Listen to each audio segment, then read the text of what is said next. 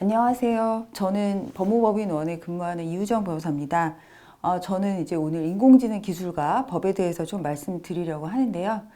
우선 저희 인공지능 대응팀에서 하는 업무를 간단하게 좀 소개를 하고 강의를 시작하도록 하겠습니다. 저희는 이제 2020년에 인공지능 대응팀을 만들었고, 저희 팀에서 하는 일들은 이제 인공지능 기술과 관련된 기업들의 그 여러 가지 법률적인 이슈에 대해서 컨설팅을 하는 업무를 진행을 하고 있습니다. 그리고 저희가 2020년과 21년에 그 AI 스타트업들을 대상으로 해서 컨설팅 업무를 하면서 스타트업 기업들이 굉장히 많은 부분의 그 법률적인 이슈들과 이제 부딪히는 부분이 있다는 것을 알게 돼서 궁금한 AI와 법이라는 책을 출판하기도 했고요. 저희는 또 제페토의 그 사무실도 만들었습니다. 그래서 메타버스 사무실인데, 여기에서 이제 업무를 뭐 하는 것은 아니지만 어떤 홍보라든가 행사 이런 것들을 위해서 이제 다양하게 활용을 하고 있습니다. 오늘 이제 인공지능에 대해서 말씀을 드리려고 하고요. 인공지능에 대해서는 많은 분들이 잘 아시리라고 생각합니다. 보통 이제 일반인들은 인공지능이 사람처럼 생각하고 판단하는 기계다라고 생각을 하지만 실제로 그렇지는 않죠. 뭐 사람처럼 판단하고 또 뭐 생각을 할 수 있다라기보다는 어떤 일정한 알고리즘에 의해서 학습한 데이터를 가지고 이제 결과를 도출하는 그런 프로그램인데, 이러한 어떤 인공지능의 처리 과정이 인간의 뇌의 처리 과정과 굉장히 유사한 점이 있기 때문에 그런 점에서 이제 인공지능에 대한 막연한 불안감과 두려움을 느끼고 있는 것 같습니다. 예를 들어서 이 작품 많이 보셨을 텐데요. 이 작품이 이제 미국에서 어떤 미술 대회에서 1등을 한 작품이죠. 근데 이게 이제 인공지능이 이 작품을 만들었다라고 해서 굉장히 화제가 많이 됐었고, 실제로 이제 디지털 아트 부문에서 그 심사 기준이 전혀 저촉되지 않았습니다. 뭐 사람이 아니라 인공지능이 만들어도 아무런 문제가 없는 그런 심사 기준이었기 때문에 1등을 수상을 하긴 했는데, 사람들이 이걸 보고 이제 문제가 있는 것이 아니냐 그래서 찬반 논란이 많이 있었고요. 실제로 사람이 이 정도 수준의 그림을 그리려면 굉장히 오랜 기간 이제 교육과 훈련을 받아야 되는데, 인공지능은 이제 한번 뭐 프로그램을 학습해 놓기만 하면은 뭐 이런 수준의 예술 작품을 만들 수 있기 때문에 이러한 인공지능을 허용할 경우에 인간의 창작 동기가 감소하지 않을까, 이런 우려들이 많이 제기가 됐었습니다.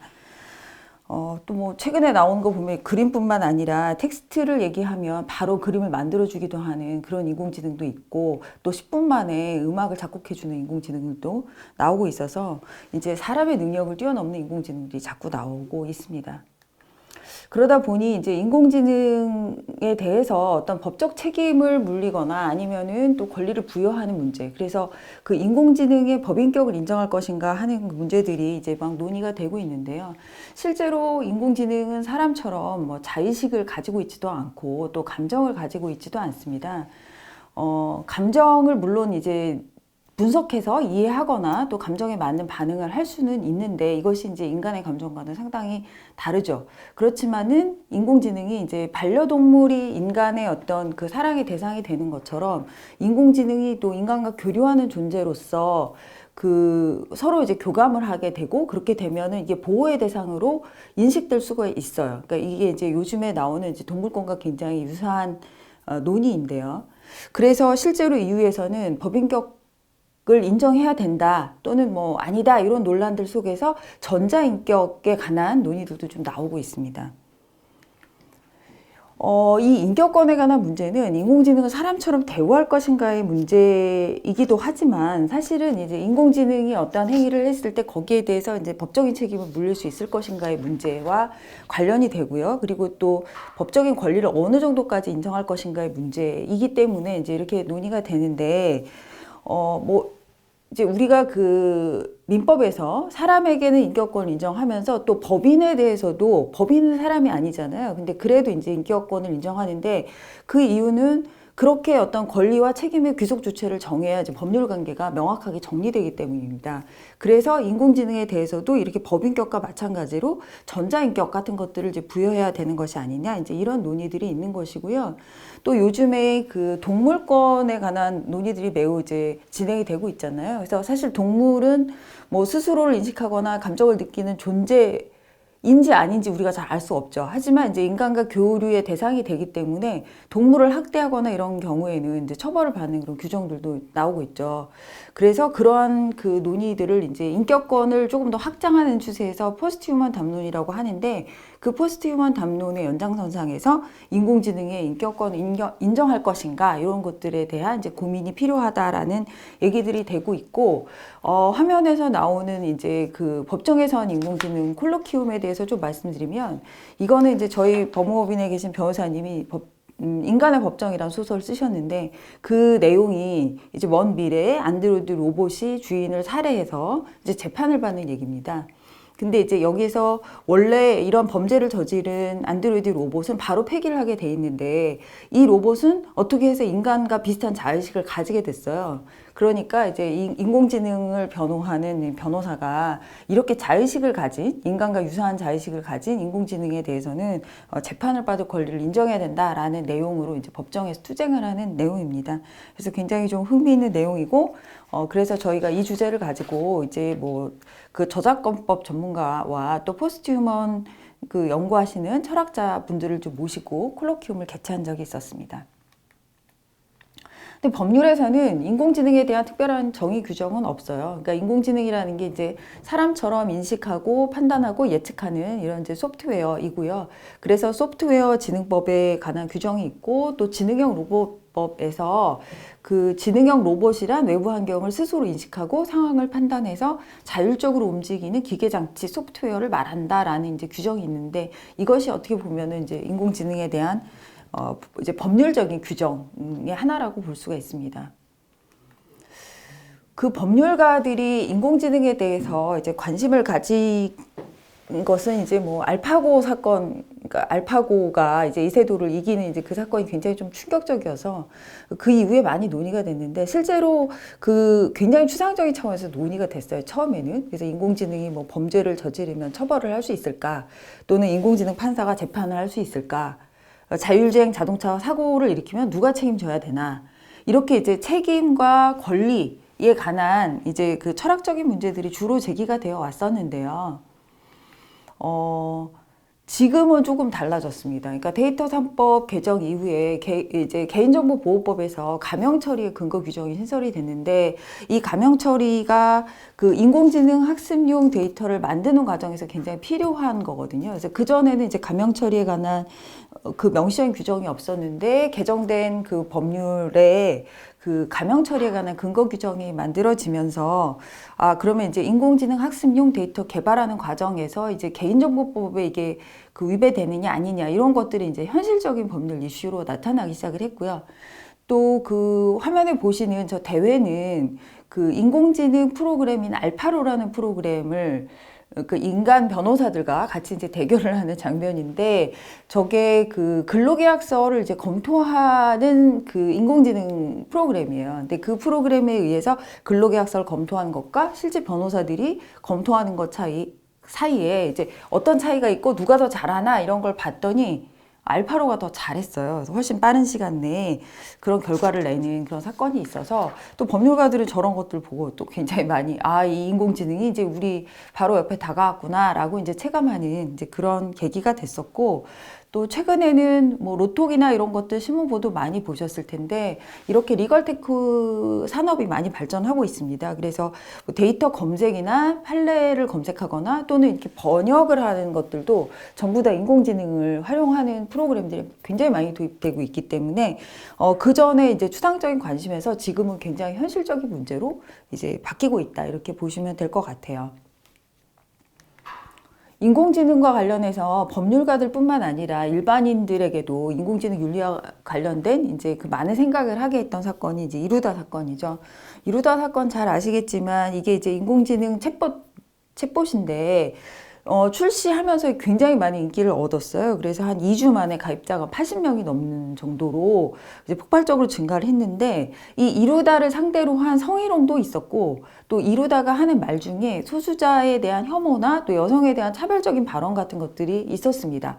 그리고 또 이루다가 하는 말 중에, 이게 이제 원래 그 스캐터랍이라는 회사가 그 연예과학이라는 이제 프로그램을 이제 운영을 하면서 카카오톡 메시지를 이제 수집을 해가지고 그걸 이제 데이터로 만들어서 이제 학습을 시킨 챗봇이다 보니까 그 대화 내용 중에 특정인들의 어떤 그 사적인 내용이 막 포함된 답변들이 있는 거예요. 그러니까 이제 그런 사람들이 굉장히 이제 자신의 어떤 프라이버시를 침해받았다라고 생각을 해서 이제 문제 제기를 했고, 이것이 사회적으로 이제 큰 문제가 되니까 이 서비스를 그 진행하다가 한 달도 안 돼서 이게 이제 운영을 중단을 하고 이제 데이터도 이제 전부 다 뭐 폐기하겠다라고 이제 회사가 선언을 했습니다.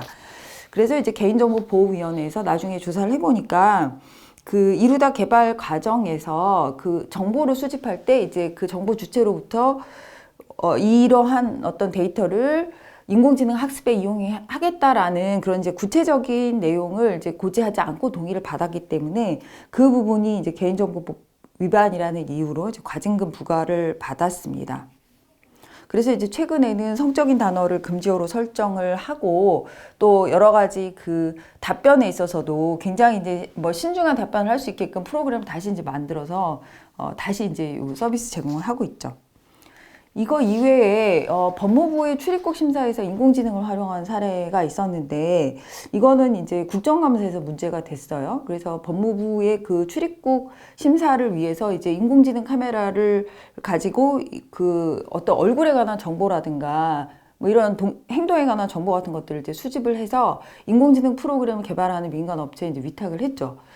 실제로 이제 그래서 그 민간 업체 그 개발을 맡겼기 때문에 이러한 수많은 개인정보가 그 정부에서 민간으로 유출된 것이 아니냐. 그래서 굉장히 이제 심각하게 많은 우려를 했는데 나중에 개인정보보호위원회에서 이제 조사를 해보니까 저렇게 얼굴이나 또는 그런 그 뭐 성별, 나이 이런 이제 데이터를 그 출입국 관리 업무를 위해서 사용할 수 있다라는 이제 법적인 근거가 출입국 관리법에 있고 또 이러한 데이터를 수집을 해서 민간 기업으로 그냥 유출시킨 게 아니라 그 굉장히 이제 그 보안을 철저하게 해서 그 프로그램을 개발할 수 있게끔 했고 또 이러한 이제 개인정보 처리를 하는 과정에서 이제 감형 처리를 했기 때문에 그 자체는 법률에 위반되지 않는데 다만 민간 기업에 위탁할 때는 이 위탁 사실을 고지하게 돼 있거든요. 근데 그러한 사실을 고지하지 않았다는 이유로 개인정보보호법을 위반했다라고 해서 과태료를 부과한 그런 사건이 있었습니다. 또 올해는 그 개인정보보호위원회에서 메타와 그 구글에 굉장히 그 많은 액수의 과징금을 부과를 했습니다. 뭐 구글에는 692억 원, 메타에는 308억 원을 부과를 했는데요.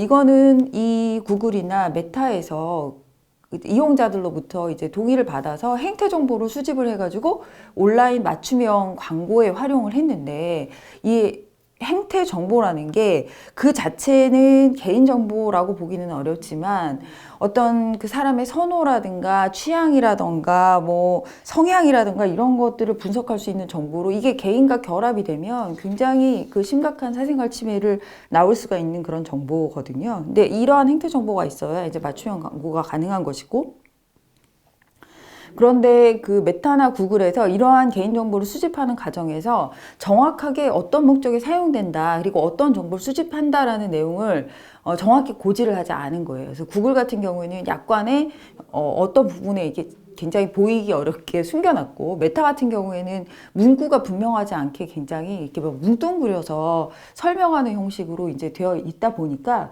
사용자들이 이 부분에 대한 별로 인식을 하지 않고 그냥 동의를 대부분 해버린 거죠. 그래서 구글 이용자들의 82%, 그 다음에 메타 이용자들의 98% 이상이 동의를 했고요. 그런데 개인정보보호위원회에서 조사를 하면서 봤더니 EU하고 이게 동의 방식이 다른 거예요. 구글에서 EU에 이제 서비스를 제공하면서 이용자들로부터 동의를 받을 때는 굉장히 구체적으로 어떠한 정보를 수집하고 이러한 정보가 어디 활용된다라는 것들을 이제 고지를 하게 돼 있는데 우리나라에서는 그렇게 하지 않았거든요. 그래서 이러한 행태 정보를 수집하는 데 있어서 정확하게 그 목적과 용도 같은 것들을 특정하지 않은 것들은 개인정보보호법 위반이다라고 해서 굉장히 막대한 과징금을 부과한 사건이 있었습니다. 이제 이런 것들이 최근에 인공지능과 관련돼서 이제 문제됐던 법률적인 이슈들이고요. 그러면은 이제 인공지능 관련 법률에 어떤 것들이 있는가를 좀 살펴보겠습니다. 인공지능은 관해서는 현재 기본법은 없고 이렇게 굉장히 많은 법률에 인공지능과 관련된 내용들이 조금 산재되어 있는 형태입니다. 뭐 로봇이라든가 데이터, 그다음에 소프트웨어, 뭐 이런 것들이 전부 다 이제 인공지능을 활용하는 것들인데, 그래서 이제 인공지능 활용의 어떤 뭐 근거나 이런 것들이 명시적으로 되어 있지는 않지만 관련 조항들이 여기저기 많이 흩어져 있어요. 그러다 보니까 뭔가 인공지능과 관련된 기본법을 만들어야 된다, 이런 이제 논의들이 나오고 있고, 그래서 국회에서 굉장히 많은 법률들이 이제 입법안이 발의가 되어 있는 상태입니다. 근데 물론 이제 뭐 논의 중이고, 여기서 이제 아직 어떤 내용으로 할지 이제 결정된 거는 없고요. 관련해서 이제 법률안을 이제 발의할 때마다 뭐 공청회나 뭐 토론회 같은 것들을 이제 열고는 있는데, 실제로 이제 그런 것들이 사회적으로 이제 공론화가 되는 상태까지 가지는 않은 것 같아요. 그러니까 관심 있는 분들은 또 이런 뭐 공청회도 보시고 그러겠지만, 일반인들 입장에서는 사실 뭐 이런 법률이 있는지, 어떤 논의가 되고 있는지 이런 것도 모르는 분들도 상당히 많이 계십니다. 제가 이제 지금부터 말씀드릴 거는 인공지능과 관련해서 실제로 이제 법률에서 어떤 그 규정들이 있고 어떤 이슈들이 있는지 조금 더 이제 법률적인 이슈를 좀 말씀드릴 건데요. 인공지능에서 제일 중요한 법률이 개인정보보호법입니다. 왜냐하면은 이제 인공지능 학습을 위해서 데이터를 수집을 하거나 활용을 할 때 그러한 어떤 개인정보, 그러니까 주로 이제 맞춤형 서비스 같은 것들을 많이 활용을 해야 되니까 개인정보를 많이 이제 쓰게 되는데, 이런 개인정보를 수집하거나 또는 활용하거나 제3자에게 제공하거나 할 때는 정보 주체의 동의를 받아야 됩니다. 그런데 개인정보보호법에 가명정보 처리에 관한 예외 규정이 있어요. 그래서 가명정보 처리를 할 수 있는 경우가 통계 작성이나 과학적 연구, 그리고 이제 공익적 기록 보존을 위해서 그 정보 주체의 동의 없이 처리할 수 있는 그런 예외 조항을 두고 있고, 그렇기 때문에 이제 가명 처리를 하면 개인정보를 이제 인공지능 학습을 위해서 이제 사용할 수가 있습니다. 근데 가명 정보를 처리할 때는 안전성 확보 조치를 굉장히 엄격하게 하도록 하고 있어요. 그 이외에 개인정보보호법에서 좀 문제되는 정보들이 이제 민감정보, 그다음에 고유식별 정보, 영상정보 이런 것들인데요. 민감정보는 그 사상이나 아니면 어떤 개인의 정치적인 성향, 그다음에 이제 건강이나 사생활에 관한 이런 정보들. 그래서 이러한 정보들을 이제 뭐 생체 정보도 여기 포함되고요. 이런 것들을 이제 민감 정보라고 해요. 그래서 민감 정보를 수집하는 데 있어서는 일반 개인 정보와 이제 별도로 그 동의를 받아야 됩니다. 그리고 이거는 이제 법령의 처리 근거가 있어야 돼요. 고유식별 정보는 어떤 여권 번호라든가 운전면허 번호라든가 이제 어떤 그 번호를 통해서 이제 개인을 식별할 수 있는 그런 정보인데, 이러한 그 고유식별 정보도 민감 정보와 비슷하게 굉장히 엄격하게 그 규제를 받고 있고, 특히 주민등록번호는 법령의 처리 근거가 있어야만 이제 처리할 수 있도록 그렇게 되어 있습니다. 그리고 이제 영상정보인데, 영상정보에서도 그 CCTV에 관한 규정을 두고 있어요. 그래서 공개된 장소에서 이제 설치하거나 운영을 할 때는 법률에 어떤 근거가 있어야 돼요. 그렇지 않고 그냥 아무데나 CCTV를 설치할 수가 없습니다. 그래서 그런 그 이제 그 개인정보보호법에서의 많은 규정들이 인공지능 학습을 위한 데이터 수집 또는 활용에 있어서 이제 직접적으로 그 문제가 되는 그런 조항들이고요.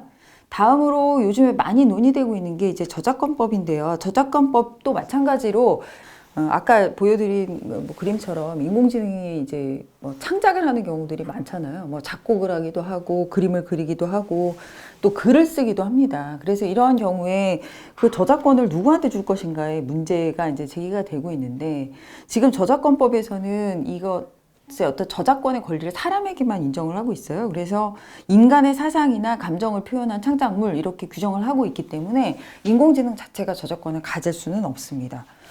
그런데 이제 인공지능을 개발하는 분들 입장에서는, 또는 그런 기업의 입장에서는 이런 프로그램을 개발해가지고 어떤 권리가 이제 본인들에게 귀속이 돼야 되니까 저작권을 인정해야 된다라고 이제 뭐 주장을 하시는 경우도 있어요. 또 반대하시는 분들 같은 경우에는 이렇게 인공지능의 저작권을 인정해 버리면 어떤 결국은 이제 사람의 창작 동기가 굉장히 이제 그 저하될 거 아니에요. 뭐 아무리 해봐야 인공지능보다 더 잘할 수 없다 이렇게 되면 아예 뭐 이제 창작의 동기 자체가 없어지기 때문에 이러한 이제 저작권을 줘서는 안 된다라는 반대 논리도 있습니다. 그래서 이 부분은 아직 뭐 정확하게 정리된 거는 없는 상태고요, 법적으로.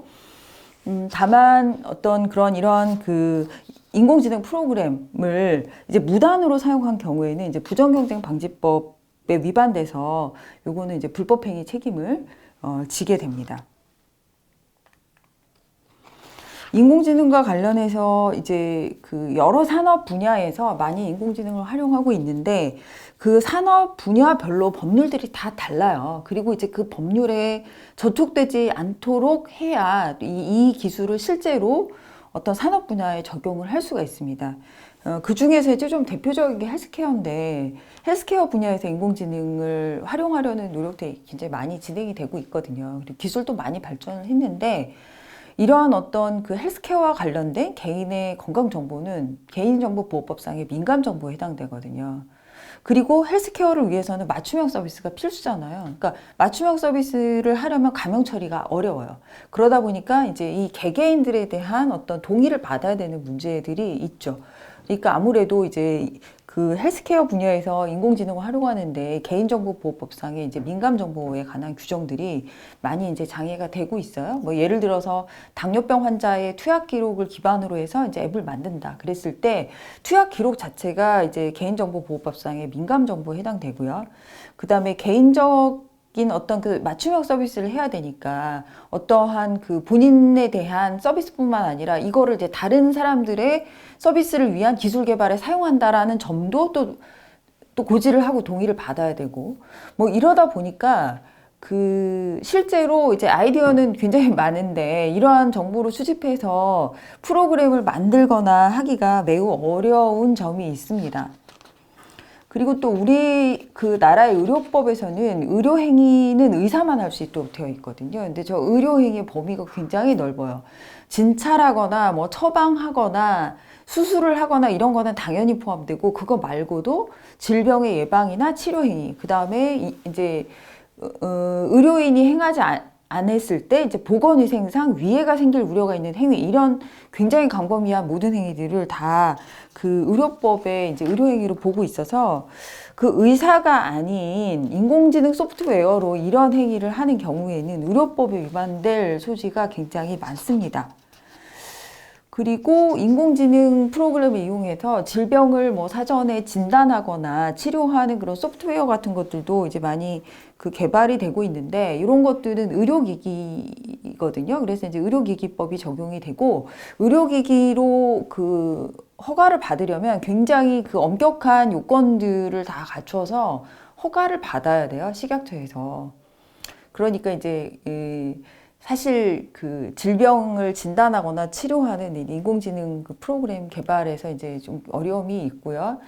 그래서 이제 손목시계형 심전도 장치를 이용해서 심장 관리를 하는 그런 이제 앱이 있는데 그런 것들이 그 의료법 위반이냐 아니냐 이런 게 문제가 된 사례가 있었어요. 근데 이러한 장치로 이상 징후를 발견해서 병원에 가도록 안내하는 것까지는 의료법 위반은 아니다라는 이제 유권 해석이 있었습니다. 만약에 이게 뭐 문제가 있다 이렇게 진단을 했다면 그거는 의료법 위반이 되는 거죠. 그다음에 인공지능과 관련해서 이제 원격 진료의 문제들이 또 있는데 지금 의료법에서는 의료인과 환자의 원격 진료를 금지를 하고 있어요. 그래서 의료인과 의료인이 협업하는 과정에서 원격 진료를 할 수는 있지만은 이제 환자와 직접적인 그 뭐 진료를 하거나 이런 것들은 이제 의료법에 위반되는데 코로나 때문에 이제 해외에 체류 중인 국민들에 대해서 원격 진료를 할 수 있도록 임시 허가가 된 적이 있었습니다. 그래서 이제 앞으로는 좀 그 원격 진료와 관련된 그 기술들은 앞으로 좀 더 많이 발전하고 또 원격 진료도 뭐 부분적으로는 그 허용이 되지 않을까라고 예상을 하고 있어요. 다음으로 이제 인공지능이 굉장히 많이 활용되는 분야가 이제 사물 인터넷 분야죠. 아까 말씀드린 헬스케어뿐만 아니라 어떤 뭐 에너지라든가 또는 이제 집안의 어떤 스마트홈, 그 전자기기나 뭐 이런 것들과 이제 연결된 시스템, 그리고 뭐 농사를 짓거나 무슨 뭐 그 무인 판매를 하거나 뭐 이런 것들도 사물 인터넷의 어떤 기술들을 다 활용을 하고 있습니다.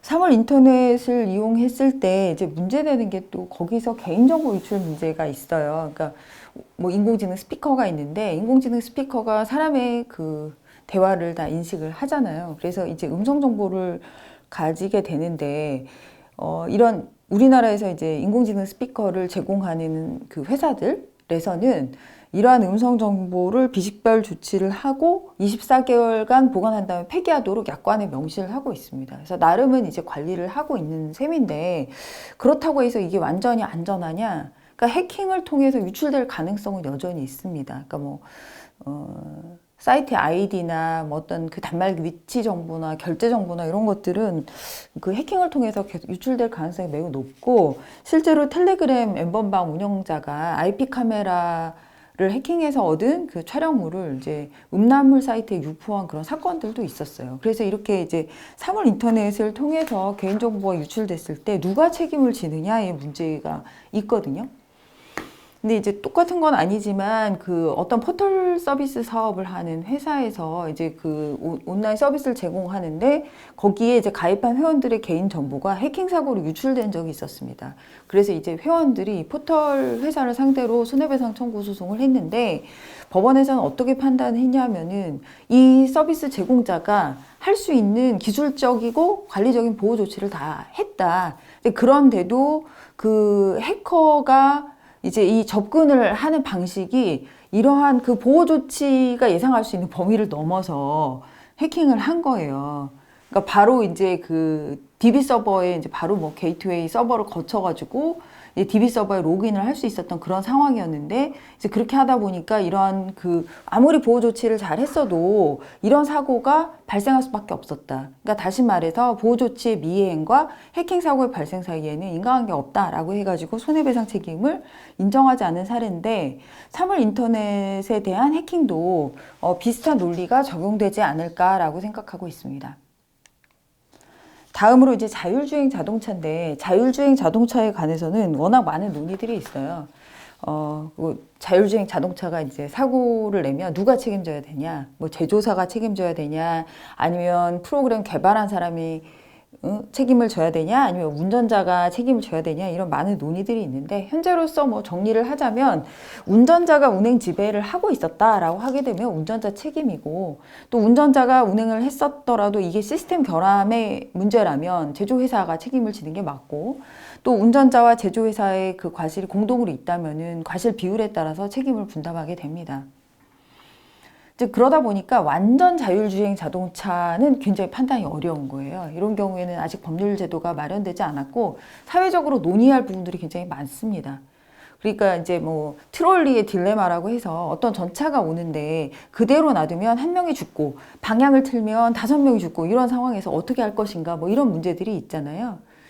그래서 뭐 그런 경우에 이제 뭐 5명이 중요하냐 1명이 중요하냐 사람의 어떤 그 가치는 꼭 숫자로만 평가할 수는 없는 거잖아요. 그러니까 사람마다 그 부분과 관련된 다 소중한 인격적인 존재이기 때문에 뭐 어느 쪽을 우선해야 된다라는 논리들이 뭐 완전히 합의가 되기는 어려운 그런 부분이 있어요. 이제 그러다 보니까 자율주행 자동차의 어떤 시스템 결함이나 또는 뭐 원인을 알 수 없는 이유로 이제 사고가 발생한 경우에 무과실 책임을 인정을 해야 되고 그 대신 어떤 이제 손해배상을 할 수 있는 그 보험이나 이런 것들을 좀 만들어 가지고 그걸 통해서 배상을 해야 된다라는 논의들이 이제 진행이 되고 있습니다.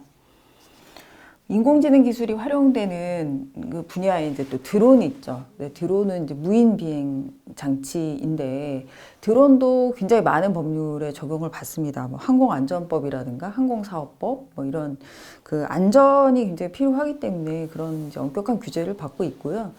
드론을 등록하거나 이런 것들을 사용하는 데 있어서 신고 절차나 또는 비행 승인 규정이라든가 이런 것들이 다 법률에 다 정해져 있습니다. 근데 드론과 관련해서 이제 좀 문제가 되는 게 드론이 위에서 이제 촬영을 하면 개인의 어떤 얼굴을 다 촬영을 할 수가 있어요. 실제로 이게 이제 뭐 굉장히 식별이 가능할 정도의 그 수준으로 촬영이 되는데 자율비행을 하면서 이런 어떤 촬영을 해가지고 그 사진 같은 것들을 이제 취합을 하는 게 개인정보보호법 위반이냐라는 문제가 제기가 될 수가 있어요.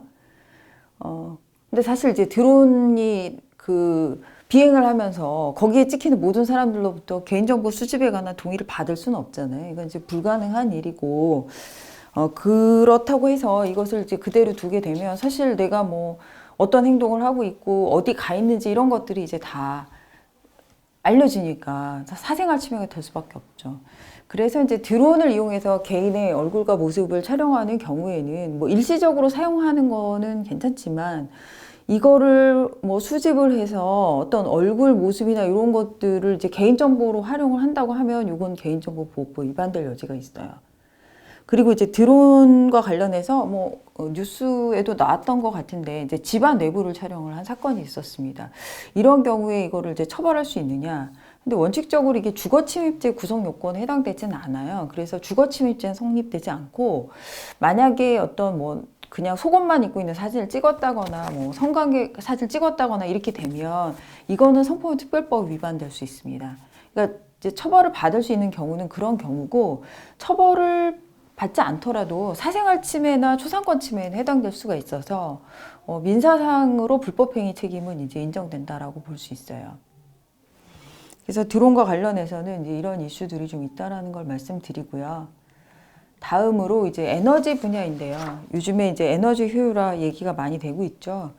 그래서 스마트 그리드라는 그러니까 에너지 소비 패턴을 분석을 해서 전력 피크 시간을 이제 관리를 하고 그 소비에 맞춰서 이제 그 전력을 공급하는 에너지를 공급하는 이런 이제 스마트 그리드에 관한 이제 기술들이 많이 개발이 되고 있는데 그 에너지를 이제 생산해서 이걸 이제 송전하고 또 소비하는 과정에서 데이터들이 또 발생을 하잖아요. 그러니까 그런 것들이 그 잠재적으로 언제든지 이제 사이버 공격이나 해킹 피해를 입을 가능성이 있어요. 실제로 2021년도에 미국의 그 유류를 공급하는 그런 회사가 이제 해킹을 당해가지고 개인정보도 굉장히 많이 유출됐고, 그 다음에 이제 이 공급도 중단이 되는 사건들이 발생을 했습니다. 그러니까 에너지 분야에서도 사실 이런 정보와 관련된 이슈들이 발생을 하고 있는 거죠. 또 그 주택의 그 전력 시간, 그러니까 이 주거에서, 그러니까 어느 시간에 가장 전력을 많이 소비한다라는 것들이 프라이버시와 관련된 정보일 수 있어요. 텔레비전이나 뭐 컴퓨터 사용 시간이라든가 취침 시간이라든가 이런 것들을 알 수가 있잖아요. 그래서 이제 지능형 전력망 촉진법에서는 전력망 개인정보의 수집에 관한 규정을 두고 있습니다. 그래서 지능형 전력망 정보 중에서 개인에 관한 정보로 성명이나 어떤 주민등록번호 등으로 이제 개인을 식별할 수 있는 그런 정보 같은 것들은 개인의 동의 없이는 수집하거나 처리해서 안 된다라는 명시적인 규정을 두고 있어요. 다음으로 이제 무인화 상점입니다. 그 요즘에 무인화 상점 굉장히 많이 나오죠. 근데 이제 무인화 상점에서 그 고객의 얼굴이나 아니면 동선이나 움직임 같은 거를 인식하는 기술이 필요해요. 실제로. 근데 그런 것들이 전부 다 개인정보에 해당되기 때문에 약관에 의해서 수집 동의를 받아야 됩니다. 이런 무인화 상점 운영을 위해서는. 그 다음에 이제 또 어떤 고객의 휴대폰을 통해서 이제 위치 정보를 확인할 수가 있는데, 이러한 경우에도 이제 위치 정보의 보호 및 이용에 관한 법률에 적용을 받아요. 그래서 이런 사업을 하기 전에 방송통신위원회에 신고를 하거나 또 허가를 받아야 되고, 무인 결제 시스템은 또 신용정보보호법의 그 규율을 받기 때문에 또 이러한 법에 의한 요건을 갖춰야 되고, 또 그 판매하는 것들 중에 이제 뭐 주류나 담배나 복권 이런 것들은 미성년자한테 판매할 수가 없거든요. 그래서 또 거기에 관한 판매 자격 같은 것들도 전부 다 요건을 갖추어야 됩니다. 무인화 상점에서 이제 그 수집하는 중요한 정보 중에 하나가 행태 정보죠. 그래서 고객이 구매한 물품 그 자체가 개인정보는 아니지만 이게 이제 개인의 관심이나 어떤 흥미나 기호나 이런 것들 분석할 수 있는 행태 정보에 해당되는 거고, 이러한 행태 정보가 이제 온라인 맞춤형 광고에 그 필요한 정보라서 아까 구글이나 메타 사례처럼 이런 행태 정보를 수집하는 데 있어서는 굉장히 많은 주의를 해야 되고요. 그래서 맞춤형 광고에 대해서는 방송통신위원회에 온라인 맞춤형 광고 개인정보 보호 가이드라인 이런 것들이 있습니다. 그래서 이 가이드라인을 좀 준수를 해야 되고, 또 행태 정보를 수집하더라도 이게 이제 고객 식별 정보랑 분리해서 그러니까 분리해서 이제 관리를 해야 되고요. 또 안면 정보나 이렇게 좀 민감한 정보들은 바로 삭제하거나 가명화 처리를 하는 이런 주의를 할 필요가 있습니다. 다음으로 이제 치안인데요. 그 치안을 위해서 인공지능을 활용하려는 노력들이 이제 세계 각국에서 많이 시도가 되고 있어요. 미국에서는 이런 인공지능을 이제 활용을 해서 데이터 분석을 하고 또 뭐 범죄 발생 가능성이 높은 지역을 또 이제 순찰하도록 하고 이렇게 해서 범죄 발생률이 감소된 사례들이 실제로 있습니다.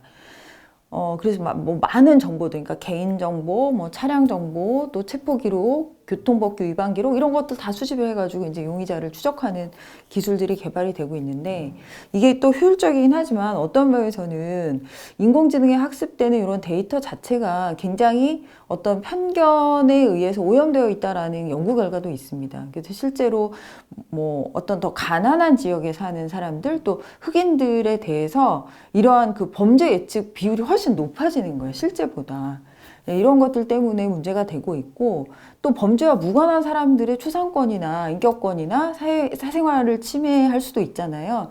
그렇기 때문에 이제 경찰청에서 어떤 빅데이터 플랫폼을 만들어가지고 맞춤형 치안을 하겠다라는 계획을 세우고 이제 인공지능을 활용할 수 있는 가능성들을 이제 논의를 하고 있지만, 이게 실제로 범죄 수사를 위해서 이용되는 데까지는 많은 사회적인 합의가 필요합니다. 왜냐하면 일반인들 입장에서는 누가 수사를 하는데 나는 범죄와 아무 상관이 없는데 그 수사 대상이 되는 거잖아요, 그 자체로. 그러니까 이제 개인정보 침해 가능성이 굉장히 있어서 사회적인 합의가 필요한 부분이고, 다만 이제 현재까지 경찰에서 치안 중에서 뭐 예를 들어 그 실종 아동이나 치매 노인 이런 것들을 찾는 것들은 좀 수사와 달리 이제 또 조금 다른 측면에서 이제 도움이 될 수 있기 때문에 이러한 기술들을 이제 사용하려는 시도는 계속 진행되고 있습니다.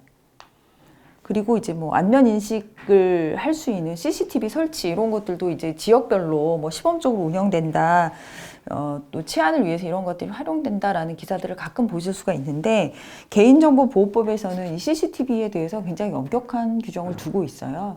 그래서 영상정보 처리기기라고 하는데, 이거를 이제 설치하고 운영하는 데 있어서는 뭐 법령의 어떤 근거가 있거나, 또는 범죄 예방 및 수사를 위해서 필요하거나, 또는 시설 안전을 위해서 필요하거나, 교통 단속을 위해서 필요하거나, 이런 어떤 요건들에 맞아야 되고, 그 다음에 이제 이걸 설치를 하더라도 이렇게 쉽게 여기 이제 CCTV가 설치돼 있구나 이런 걸 알 수 있게끔 표시를 해야 돼요. 그래서 이게 이제 왜 설치돼 있고, 그 다음에 어디까지 촬영되고 있고, 뭐 이런 것들을 다 대통령령에 정하는 사항들로 이렇게 표시를 하게 되어 있습니다.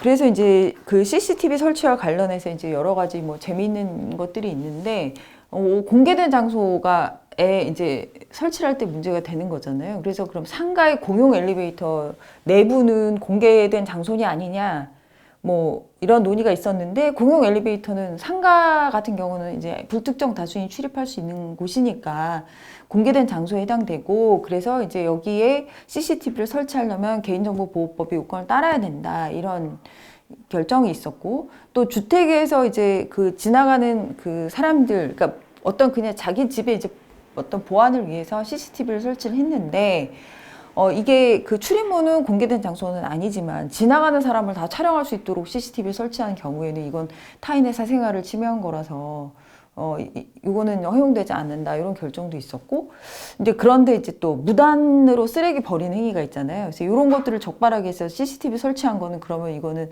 뭐 개인정보 보호 위반이냐, 이런 문제가 있었는데, 개인정보보호위원회에서 결정한 걸 보면은 이게 무단 투기자의 영상을 자기가 수집해서 쓴 게 아니라 단속 공무원한테 준 경우는 이거는 법에 위반되는 게 아니다, 이런 결정에도 있었습니다. 아무튼 이렇게 이제 그 치안을 위해서 뭐 어떤 얼굴을 인식하거나 뭐 홍채 뭐 이런 것들을 이제 통해서 신원을 확인하는 경우에는 이거는 이제 개인정보 수집에 해당되기 때문에 관련해서 이제 법률의 규정을 이제 준수하도록 좀 주의를 할 필요가 있습니다. 다음으로 이제 플랫폼 사업에서 공정거래 문제가 있는데요. 이제 플랫폼 시장에서 인공지능을 활용해서 맞춤형 서비스를 제공하다 보면 그 소비자의 선호에 따라서 이 사람이 굉장히 원하는 제품은 높은 가격으로 판매를 해도 이 사람이 살 거잖아요. 그러니까 이제 이런 맞춤형 가격을 제시할 수가 있는 거예요, 인공지능을 통해서. 근데 이제 뭐 그 자체는 뭐 그럴 수 있다고 치지만, 사실 그렇게 가격 차별을 해서 어떠한 이익이 소비자가 아니라 생산자한테만 귀속되는 문제가 있으니까 이거는 이제 불공정하다고 볼 수밖에 없는 거죠. 그다음에 또 인공지능 프로그램을 가진 여러 회사가 알고리즘에 의해서 가격 설정을 할 수가 있습니다. 그러니까 담합이라는 게 이제 뭐 회사 간에 우리가 가격을 이렇게 하자라고 결정을 하는 행위를 말하는데, 그렇게 직접 만나서 담합을 하지 않아도 알고리즘 자체가 다른 회사의 가격을 계속 보면서 거기에 맞춰가지고 가격 설정을 한다면은 이거는 담합 행위에 해당될 여지도 있는 거죠. 근데 아직 여기에 대한 규정은 없고요. 미국에서는 이런 알고리즘에 의한 담합도 뭐 처벌을 해야 된다, 이런 그 의견이 이제 제시가 되고 있습니다. 지금까지는 이 인공지능과 관련된 법률 이슈들에 대해 좀 말씀드렸고, 앞으로 말씀드릴 거는 인공지능으로 인한 어떤 권리의 침해 문제, 이런 것들에 대해서 좀 말씀드릴까 해요. 인공지능과 관련해서 이제 노동권 침해 문제가 제기가 되고 있는데, 이거는 그 쿠팡이나 배달의 민족 같은 이제 그런 업체에서 이제 그 배달하시는 분들에게 이제 이분들이 이제 얼마나 뭐 빨리 그 배송을 하겠다고 이제 연락을 하느냐, 콜을 잡느냐, 그리고 또 이제 배송 어떤 거리가 어떻게 되느냐, 뭐 이런 것들에 따라 가지고 등급화를 하게 되어 있어요. 그러니까 알고리즘에 의해서 뭐 시간이라든가 뭐 어떤 이동 과정이라든가 이런 것들을 이제 계산을 해가지고 최적의 배달 시간을 계산을 하는데, 거기에 미치지 못하면은 불이익을 받게 돼요. 그러니까 이제 이런 분들이 쉬는 시간에도 쉬지를 못하고 계속 이 콜을 잡기 위해서 대기를 해야 되고, 또 본인이 뭐 식사를 하러 가거나 잠깐 뭐 화장실을 다녀오거나 하는 사이에 또 콜을 못 받으면 그로 인한 불이익도 있을 수가 있어서, 이게 어떻게 보면 굉장히 좀 심한 노동 감시에 해당이 되고, 또 노동자들의 휴식권을 부당하게 침해한다는 이런 논의들이 많이 진행이 됐습니다. 그래서 어떤 인공지능을 활용한 이런 노동권 침해 문제에 어떻게 대응할 것인가에 관한 논의들이 있는데, 사실 합의가 되지는 않았어요. 그래서 뭐 규정이 현재는 있는 거는 아니고요. 디지털 근로감시와 관련된 이슈들도 있는데, 이게 올해인가요? 그 카카오에서 이제 메타버스 오피스를 이제 운영을 하면서 뭐 일정 시간 동안은 항상 접속해 있어야 된다, 이제 이렇게 하니까 직원들이 굉장히 반발을 했어요. 그 이유는 뭐냐면, 사실 그냥 우리가 보통 직장에서 계속 일을 하더라도 계속 일만 하는 건 아니잖아요. 일을 하는 과정에서 잠시 뭐 다른 걸 볼 수도 있고, 그 다음에 잠깐 쉴 수도 있고 이런데, 화장실 갔다 올 수도 있고. 그런데 이제 오히려 메타버스 근무제를 하게 되면 이러한 것들이 막 실시간으로 감시가 될 수가 있다는 거죠. 그러다 보니 오히려 이거는 굉장한 과잉 감시다라고 해서 이제 문제 제기가 됐고 철회가 됐습니다. 근데 직장 내 괴롭힘에서도 이렇게 과도한 감시는 직장 내 괴롭힘으로 보고 있거든요. 그러니까 실제로 이제 디지털을 이용한 근로 감시의 어떤 문제들을 어떻게 해결할 것인가에 관한 고민도 많이 필요할 것으로 생각이 들어요. 다음으로 이제 이거는 뭐 이제 주로 메타버스에서 문제되는 이슈들인데요. 이제 메타버스에서 그 아바타의 사진이나 영상 같은 걸 촬영할 수도 있고, 또 아바타를 막 쫓아다니기도 하고, 그러니까 이제 제페토나 이런 데서 실제로 이런 일들이 많이 일어난다고 합니다. 그래서 메타버스에서 내가 원하지 않는데 어떤 아바타가 계속 나를 쫓아다니고, 뭐 내 아바타 사진을 찍고 이런 거를 뭐 처벌할 수 있는 방법이 없느냐, 뭐 이제 이런 것들에 대한 문제 제기가 됐는데, 스토킹 범죄 처벌법에서는 어떤 스토킹 행위라는 게 상대방의 의사에 반해서 정당한 이유 없이 계속 접근을 해가지고 불안감과 공포심을 조성하는 경우에 이제 스토킹이라고 하거든요. 근데 그런 면에서 보면 이게 이제 신체적 접근이 아니더라도 스토킹에 해당될 수 있는 거잖아요. 그러니까 메타버스에서 아바타에 대한 스토킹도 이 스토킹 범죄의 처벌에 따라서 처벌할 수 있다라는 이제 주장이 제기가 되고 있는데, 현재까지 처벌한 사례는 없는 것으로 알고 있습니다. 다음으로 이제 메타버스의 어떤 가상인간이나 이런 것들을 만들 때 이제 어떤 유명인의 어떤 초상이나 음성과 이렇게 굉장히 유사하게 혼동될 수 있게 만약에 만든다 하면은 이거는 이제 인격권 침해에 당연히 해당이 될 것이고요. 그리고 이제 인공지능을 이용한 어떤 챗봇을 상대로 해서 뭐 성희롱을 하거나 욕설을 한 경우에 이게 이제 그럼 인격권 침해냐, 이런 문제가 있을 수가 있는데, 사실 챗봇만 상대로 한다면 챗봇 자체가 인격권이 있는 건 아니니까 뭐 저걸 인격권 침해라고 할 수는 없지만, 챗봇 서비스 자체가, 그러니까 챗봇을 이용해서 기본적인 답변은 주고 그 다음에 조금 더 복잡한 질문 같은 것들을 상담원에게 연결해 주는 그런 구조라고 한다면, 챗봇을 상대로 한 성희롱이나 욕설이 인격권 침해에 해당될 수가 있죠. 그래서 최근에 이제 뭐 하급심 판결이긴 하지만 이런 사례들이 있었어요. 그러니까 서울시가 운영하는 챗봇을 상대로 계속 성희롱과 이제 욕설을 포함된 메시지를 막 보내는 사건이 있어서 이게 통신매체 이용 음란죄로 기소가 됐는데 이제 무죄가 선고됐어요. 그 이유는 뭐냐면은 피고인이 나는 이게 인공지능한테 보내는 건 줄 알았지 상담원이 읽는 줄 몰랐다라고 한 거예요. 그러니까 실제로 이 사람이 정말 몰랐고 이게 상담원이 읽는다는 걸 알면서 이제 그 다음엔 중단을 했습니다. 그렇기 때문에 이제 고의를 인정하기 어렵다라고 해서 그 무죄가 선고가 됐는데 반대로 얘기하면 만약에 고의가 인정된다면 저것도 처벌받을 수 있다는 얘기죠. 또 아까 본 것처럼 뭐 이루다 같은 경우에 챗봇의 어떤 혐오 표현이나 차별 발언 같은 거는 챗봇을 처벌할 수는 없지만 사실은 그런 것들이 사회적으로 굉장히 나쁜 영향을 미치잖아요. 그래서 이런 부분에 있어서도 인격권 침해로 봐서 불법행위 책임을 인정해야 된다라고 볼 여지가 있습니다. 요즘에 이제 인공지능을 이용한 면접이 많이 이제 진행이 되고 있는데요. 인공지능을 활용한 면접에서도 이 도대체 알고리즘이 도대체 뭐 어떻게 구성되어 있는 것인지를 우리가 굉장히 알기 어렵잖아요. 그리고 이 데이터를 어떻게 수집하는지에 대해서도 외부에서는 알 수가 없습니다. 이제 그러다 보니까 이제 데이터 자체가 굉장히 불평등한 현실을 반영을 하고 또 그 알고리즘 자체가 그렇게 불평등한 현실을 반영한 데이터로 학습을 하기 때문에 결과도 굉장히 불평등하게 나타날 수가 있어요. 뭐 예를 들어서 이제 기존에 뭐 여성들이 훨씬 더 이직률이 높고 뭐 퇴사율이 높다 이런 그 데이터를 가지고 이제 면접을 한다고 하면은 그러면 이제 여성보다 남성을 선호하는 결과가 나올 수 있겠죠.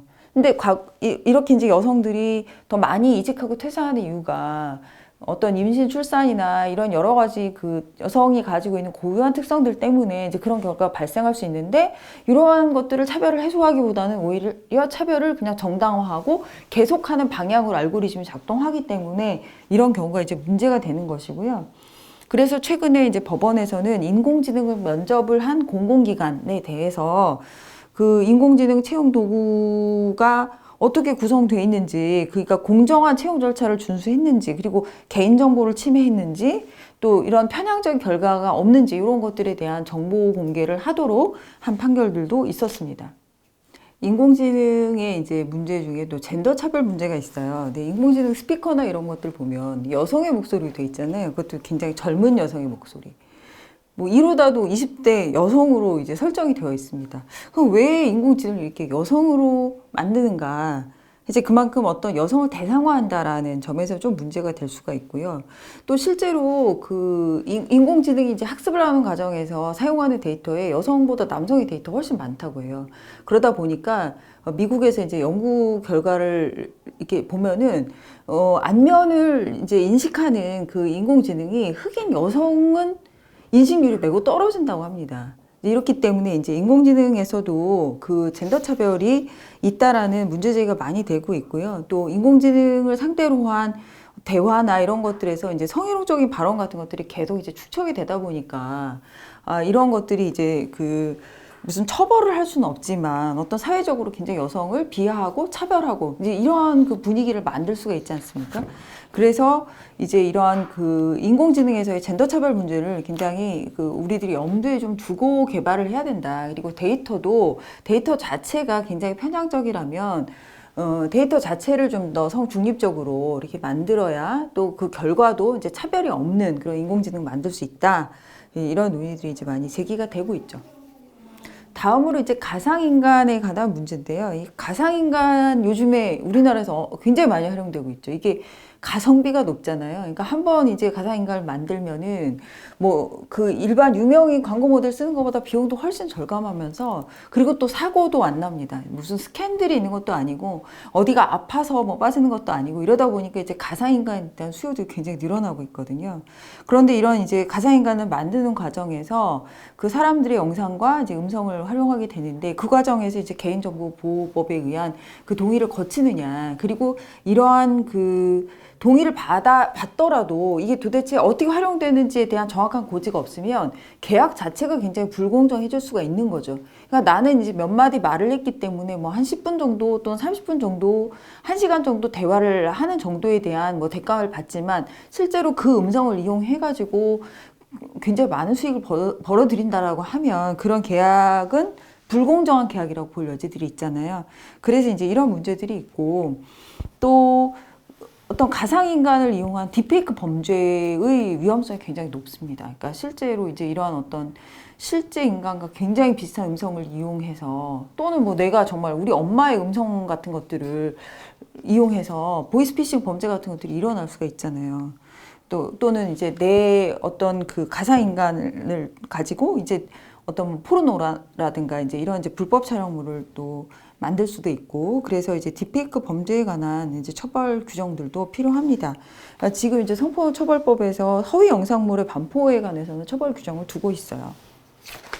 근데 가상인간의 문제는 현재는 이제 주로 이제 B2B 서비스이기 때문에 아직까지 이것이 이렇게 사회적으로 크게 문제를 일으키지는 않고 있는데, 이게 B2C로 돼서 일반 소비자들이 자유롭게 사용할 수 있게 되면 어떤 예측할 수 없는 범죄라든가 불법 행위에 이용될 가능성이 상당히 많지 않을까, 이렇게 우려가 되는 부분들이 있습니다. 그래서 그 책임을 누구에게 지울 것인가에 관한 법률적인 근거가 필요하죠. 이렇게 보시는 것처럼 인공지능과 관련해서 윤리적인 이슈들이 상당히 많이 있기 때문에 이제 인공지능 법안을 만들려는 노력들이 이제 세계 각국에서 진행되고 있고, EU가 굉장히 좀 빠르게 움직이고 있는 편인데요. 인공지능 법안을 보면 위험 수준에 따라서 4단계로 나눠요. 그래서 이제 용납될 수 없는 위험군에 속하는 기술은 아예 금지를 하게 돼 있습니다. 이게 뭐 사람의 행동을 왜곡하거나, 또는 이제 연령이나 장애를 이용해서 피해를 유발하거나, 또는 이제 법 집행을 위해서 어떤 공개적인 공간에서 실시간으로 원격 생체 인식을 하거나, 이런 것들은 이제 금지하도록 되어 있고요. 또 고위험에 해당되는 경우, 그러니까 이게 많은 대중을 대상으로 하는 어떤 그 공공 서비스들, 그다음에 이제 교육이나 어떤 또 채용, 그다음에 이제 수사, 뭐 이런 것들을 위한 그 인공지능이 위험도가 굉장히 높기 때문에, 이런 경우는 이제 그 위험 관리를 할 수 있는 특별한 시스템을 구축을 해야 되고, 적합성 평가도 받아야 되고, 또 뭐 계속 모니터링도 받아야 되는 이런 이제 규제들을 두고 있고, 또 사용자에게도 사용자가 이 지침을 준수하도록 하는 이런 이제 그 의무를 부과를 하고 있습니다. 그 이외에 이제 뭐 또 위험의 어떤 종류에 따라서 규제 방식이 많이 달라지는 것을 볼 수 있죠. 그러니까 이제 개인과 상호작용하거나 감정과 특징을 인식하는 이런 그 인공지능, 그다음에 이미지나 영상 콘텐츠에 이제 사용된 인공지능, 이런 것들도 이제 제한된 위험이라고 보고 있는데, 이런 경우는 사용자한테 이게 이제 인공지능에 의한 것이다라는 그 상황을 이제 알려주고, 그다음에 또 인공지능에 이제 노출돼 있다라는 상황을 알려주도록 그렇게 의무화가 되어 있습니다. 근데 그 이외에 이제 무슨 게임이라든가 뭐 일반적인 뭐 소프트웨어에서는 특별한 의무가 없이 이제 기존의 법률을 적용하도록 하고 있고요. 우리나라에서도 인공지능 윤리와 관련된 이제 기준들이 마련이 되고 있습니다. 그래서 과기부에서 뭐 인공지능 윤리 기준 같은 것들을 마련을 해서 이제 3대 기본 원칙이 인간 존엄성의 원칙, 뭐 사회 공공선 원칙, 한목적성 원칙, 이런 것들 두고 있고, 또 그 네이버나 카카오에서도 인공지능 윤리 준칙을 이제 발표를 해서 자체적으로 이러한 이제 준칙에 맞는 인공지능 기술 개발을 하려는 노력들을 하고 있습니다. 국내에는 인공지능 윤리와 관련된 법률은 없지만, 지능형 로봇법에 보면은 지능형 로봇 윤리 헌장의 제정에 관한 규정이 있어요. 그래서 정부가 지능형 로봇 개발자, 제조자 및 사용자가 지켜야 될 어떤 윤리를 그 제정해서 공포할 수 있도록 그렇게 되어 있고, 그런데 이제 아직 나오진 않았죠. 그러니까 이런 것들을 할 수 있는 근거 규정이 있다라는 것이고요. 이러한 그 규정이 만들어진다고 하면은 뭐 로봇의 개발이나 제조나 어떤 사용 시에 지켜져야 될 윤리적 가치나 이제 행동 지침, 이런 것들이 이제 근거가 마련된다라고 볼 수 있고요. 또 정필모 의원이 발의한 그 인공지능과 관련된 이제 법률을 보면은 EU의 인공지능 법안처럼 이게 위험의 어떤 정도에 따라서 특수한 영역에서 활용되는 인공지능을 구분을 하고 있는데, 그런 이제 특수활용 인공지능을 사용하는 데 있어서는 이제 특별히 허가를 받아야 되고, 그리고 이제 그러한 인공지능 알고리즘에 대해서 이게 어떤 설명 의무를 부과하도록 그렇게 하고 있어요. 근데 이게 이제 뭐 통과가 되면은 뭐 이제 시행이 되겠지만, 현재까지는 이제 이런 법이 발의돼 있다라는 걸 말씀드리고요. 다음으로 이제 법률의 한계에 대해서 좀 말씀드리려고 해요. 예를 들어서 로봇 배달 차량이 사고를 일으켰을 때 이제 누구한테 책임을 물을 수 있을까? 이런 게 이제 문제가 되잖아요. 그러니까 실제로 로봇 배달 차량이 지금 실제로 이제 많이 이용되고 있죠. 그래서 이제 뭐 실증 특례 같은 거 받아서 이제 특정 구역에서 음식을 배달하거나 뭐 이렇게 하고 있는데, 만약에 차량이 이제 사고를 일으켰어요. 그러면 이 책임 소재가 누구한테 있느냐? 법적으로는 굉장히 복잡합니다. 이게 도대체 사고의 원인이 뭐 때문인지 밝혀야 돼요. 뭐 센서의 문제냐, 카메라의 문제냐, 또는 뭐 시스템의 문제냐. 그러니까 이 어느 부분에서 하자가 발생했는지를 일단 밝혀야 되는 거고요. 그 다음에 알고리즘 작동 과정이 어떻게 됐는지를 또 봐야 됩니다. 근데 알고리즘 작동 과정을 밝힌다고 해도 이거를 개발자한테 전부 다 책임 물을 수 있게 한다면 누가 이거를 개발을 하겠어요? 그러니까 이제 누구한테 책임을 물릴 것이냐, 그리고 손해배상 책임을 어떻게 분담할 거냐, 이런 문제들이 있고요. 또 어려운 건 뭐냐면은 피해자가 원래는 다 입증을 하게 돼 있어요. 민사소송에서는 내가 불법행위 책임을 물으려면 내가 이제 어떤 피해를 입었고 그것이 그 상대방의 행위와 인과관계가 있다라는 걸 입증을 해야 되는데, 사실 피해자가 기술적인 거를 모르는 일반인이 어느 부분에서 하자가 발생됐고 알고리즘에 어떤 문제가 있었고 이런 것들을 입증한다는 것 자체가 너무 어렵잖아요. 그러다 보니까 이제 법률적으로 뭔가 해결이 안 된 분야들이 굉장히 많이 있는 거예요. 인공지능 기술이 도입되어 있는 부분들에 대해서는. 그래서 이제 법을 만들면 되지 않겠냐 이렇게 생각할 수도 있지만, 사실 기술이 어떤 문제를 일으킬지는 미리 알 수가 없습니다. 그리고 이거를 잘 만든다고 해도 사용하는 사람들이 어떻게 사용하는지에 따라서 또 예상치 못한 문제들이 발생할 수가 있어요.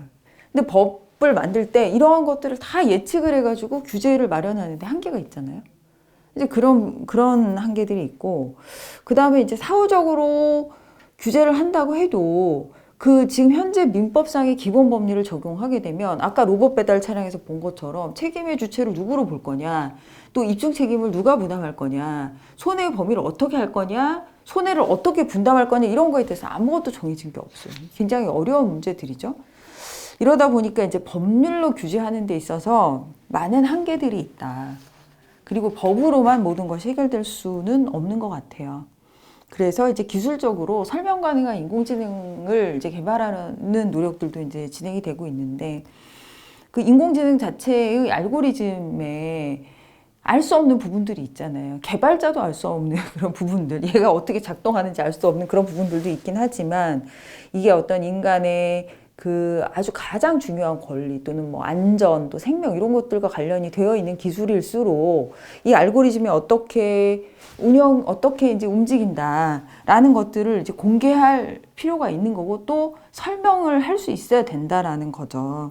그래서 설명 가능한 인공지능을 이제 개발을 하려는 노력들이 이제 그렇게 특히 이제 고위험 분야에서 많이 진행이 되고 있는데, 사실 설명을 하더라도 이게 어느 정도까지 설명할 수 있을 것인지에 대해서는 또 이게 많은 논의들이 있습니다. 왜냐하면 알고리즘 작동 과정 다 공개를 해버리면 그 자체가 영업비밀이잖아요. 그러니까 이런 설명 의무를 부과하는 것 자체가 어떤 영업비밀에 대한 침해 여지가 있다라고 해서 반대하는 의견들도 굉장히 많이 있어요. 그러니까 뭐 어떤 인공지능의 이제 공정성이나 투명성이나 이런 것, 신뢰성 이런 것들을 확보하기 위해서는 분명히 검증이 필요한데, 이런 검증을 하는 게 기술적으로도 매우 어려울 뿐더러 검증을 하는 경우에 이제 그 영업비밀과의 문제와의 충돌이 있기 때문에 어느 정도까지 설명할 것인가에 관한 이제 논의들이 있는데, 어쨌든 이제 뭐 우리나라에서도 이 알고리즘에 대한 설명 요구권을 담은 법안이 발의가 되기도 했고, 또 그 이후에서는 이렇게 이제 뭐 플랫폼 사업자나 이런 사업자들한테 검색 결과 노출 순위를 결정하는 알고리즘의 주요 변수를 공개하도록 하는 뭐 이런 규칙들도 시행이 되고 있기도 합니다. 그래서 이제 끝으로 좀 말씀드리고 싶은 거는, 제가 이제 인공지능과 관련된 여러 가지 이제 법률 이슈와 또 윤리적인 이슈들에 대해서 좀 말씀을 드렸는데, 정리해서 말씀드리면 사실 인공지능과 관련한 법률은 선도적으로 대응하는 데 매우 어려움이 있습니다. 그러니까 과학기술이 만들어내는 어떤 사회 현상에 대해서 법적인 판단 기준도 아직 굉장히 불명확하고요. 워낙 사례가 다양하기 때문에 이걸 일률적으로 다 예측해서 법률을 만드는 데도 한계가 있습니다. 그리고 이제 사용하는 사람들이 어떻게 사용하는지에 따라서 또 사회 현상이 다르게 나타날 수 있기 때문에 기술을 개발하는 사람들뿐만 아니라 이것을 사용하는 사람들의 윤리도 굉장히 중요하죠. 그리고 이제 인공지능과 관련된 법률을 만드는 데 있어서 가장 근거가 되는 거는 이제 결국 이제 윤리죠. 그러니까 인공지능 기술에 대해서 사회적인 합의, 여기까지는 사용할 수 있다, 사용할 수 없다, 또 어느 정도까지 제한해야 된다, 이런 것들은 결국은 사람이 정하는 문제입니다. 인공지능 자체가 정하는 것이 아니라, 그러니까 아무리 좋은 기술이라도 사람이 이것이 위험하다고 판단되면은 사용하지 않을 수가 있잖아요. 예를 들어 이제 어떤 그 배아세포의 복제나 이런 것들도 기술적으로 얼마든지 가능하지만 우리가 인간 배아세포의 복제나 이런 것들은 법률로 제한을 하고 있지 않습니까? 그러니까 이런 거와 마찬가지로 인공지능 기술에 있어서도 결국은 이제 사람이 어떻게 합의를 하느냐가 가장 중요하고, 이런 사회적인 합의의 근거가 되는 것이 이제 윤리의 문제이기 때문에, 그래서 인공지능 윤리가 굉장히 중요하다라는 말씀을 드리고 싶고요. 결론적으로 이제 우리는 그 인공지능에 대해서 막연한 두려움을 가지고 있고, 또 인공지능이 어떤 우리의 그 생활에 많은 영향을 미치고 있는데, 이게 이제 편리하기도 하지만 굉장히 위험하기도 한 어떤 현상들을 직접 경험을 하고 있습니다. 그래서 이제 인공지능에 대한 그 두려움이 있는데, 사회가 좋을수록, 그리고 그 사회의 기준이 높을수록 인공지능 기술도 더 좋게 되고 또 더 인간에게 유용하고 편리한 쪽으로 발전이 될 것이다. 그래서 가장 중요한 거는 좋은 사회를 만드는 것이라고 저는 생각을 하고요. 그래서 이제 좋은 사회가 좋은 인공지능을 만든다라는 말씀으로 제 강의를 마치도록 하겠습니다. 경청해 주셔서 감사합니다.